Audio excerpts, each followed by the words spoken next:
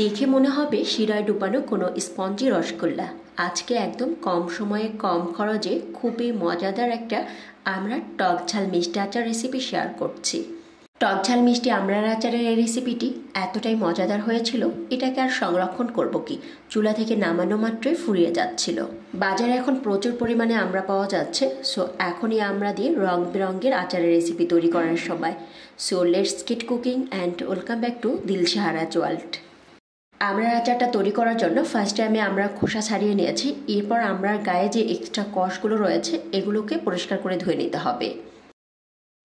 এখন প্রত্যেকটা আমরা এভাবে চিড়ে দিচ্ছি, এতে করে হবে কি মশলাটা প্রপারলি আমড়ার ভেতর অবধি পৌঁছবে আর আচারটা খেতে অসাধারণ লাগবে। চিড়ে নেওয়া হয়ে গেলে আমড়াগুলোকে পানি ঝরিয়ে তুলে নেব, আর যতটা সম্ভব আমড়ার গায়ে লেগে থাকা এক্সট্রা পানিগুলোকে কিন্তু ঝরিয়ে নিতে হবে। এখন 1 টেবিল স্পুন করে দিচ্ছি লাল মরিচ গুঁড়া, হলুদ গুঁড়া এবং লবণ। এরপর আমড়াগুলোকে এই মশলার সাথে খুব ভালো করে মিশিয়ে নিতে হবে। মশলা মাখানোর পরে আমড়াগুলোকে আর রেস্টে রাখার কোনো দরকার নেই, আমরা সরাসরি কুকিং প্রসেসে চলে যাব।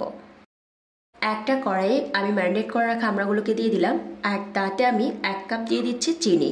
চিনিটা যদি আপনাদের কাছে কম বা বেশি মনে হয় সেক্ষেত্রে বাড়িয়ে অথবা কমিয়ে নিতে পারেন।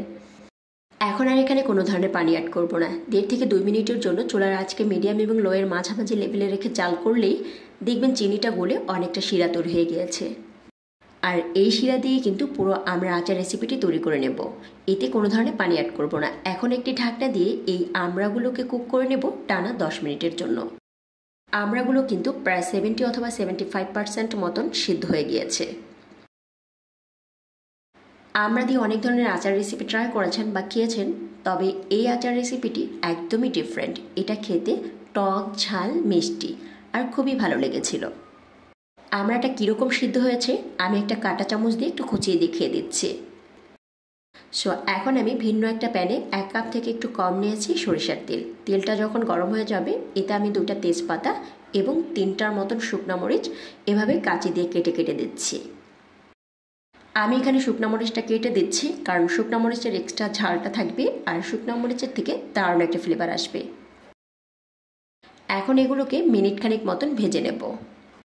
1 টেবিল স্পুন করে দিচ্ছি আদা বাটা এবং রসুন বাটা। এখানে রসুন বাটার পরিবর্তে আপনি চাইলে আস্ত রসুনের কোয়াগুলো ব্যবহার করতে পারেন। যারা ভাত অথবা খিচুড়ি দিয়ে রসুনের কোয়া খেতে পছন্দ করেন তারা চাইলে এখানে আস্ত রসুনটা নিতে পারেন। আদা এবং রসুন বাটা যেহেতু দিয়েছি তাই মশলাটাকে প্রায় 1.5 থেকে 2 মিনিটের জন্য ভুনিয়ে নিচ্ছি। এখন এই ভুনানো মশলার সাথে আগে থেকে সিদ্ধ করে নিয়ে আমড়াগুলোকে দিয়ে আমড়াগুলোকে এই মশলার সাথে খুব ভালো করে ভুনে নেব। এতে করে হবে কি আচারের থেকে দারুণ একটা ফ্লেভার বের হবে। আমড়াগুলোকে আমি কিন্তু প্রায় 2 থেকে 3 মিনিটের জন্য মশলার সাথে খুব ভালো করে ভুনে নিয়েছি। এখন আমি 1 টেবিল স্পুন করে দিচ্ছি লাল মরিচ গুঁড়া এবং বিট লবণ। আমরা ম্যারিনেশনের সময় আমি যেহেতু সাদা লবণ ব্যবহার করেছিলাম আর এখানে আমি 1 টেবিল স্পুন দিয়েছি বিট লবণ, তাই এখানে আমার আর কোনো ধরনের লবণের প্রয়োজন নেই। আপনি চাইলে একবার চেক করে লবণটা কম বেশি হলে দিয়ে নিতে পারেন। এখানে 3 চা চামচ মতো নিয়েছি 5 ফোড়ন গুঁড়া। 5 ফোড়নটাকে আমি শুকনো খোলায় ভেজে এরপর আধা ভাঙ্গা করে নিয়েছি। অলমোস্ট আমি দারুণ একটা ফ্লেভার পাচ্ছি আচার থেকে, এতটাই ফ্লেভার পুরো ঘর ঘ্রাণে মোমো করছে। আমড়ার আচারটাকে প্রিজার্ভ করার জন্য আমি এখানে 1/4 কাপ দিচ্ছি সাদা ভিনেগার। আপনি যদি আমড়াটাকে দীর্ঘদিন ধরে সংরক্ষণ করতে চান সেই ক্ষেত্রে অবশ্যই এখানে ভিনেগারটা ব্যবহার করবেন। এখন এই আচারটা পরিবেশনের জন্য একদম রেডি। আপনারা দেখছিলেন দিলশাহারাজ ওয়ার্ল্ড। এরকম সুন্দর সহজ এবং সুস্বাদু রেসিপি পেতে অবশ্যই দিলশাহারাজ ওয়ার্ল্ডের সাথেই থাকবেন। ভিডিওটি ভালো লাগলে একটি লাইক করবেন এবং চ্যানেলটিতে সাবস্ক্রাইব করে পাশে থাকার আমন্ত্রণ করছি। আবারও দেখা হবে নতুন কোনো এপিসোড নিয়ে। আল্লাহ হাফেজ।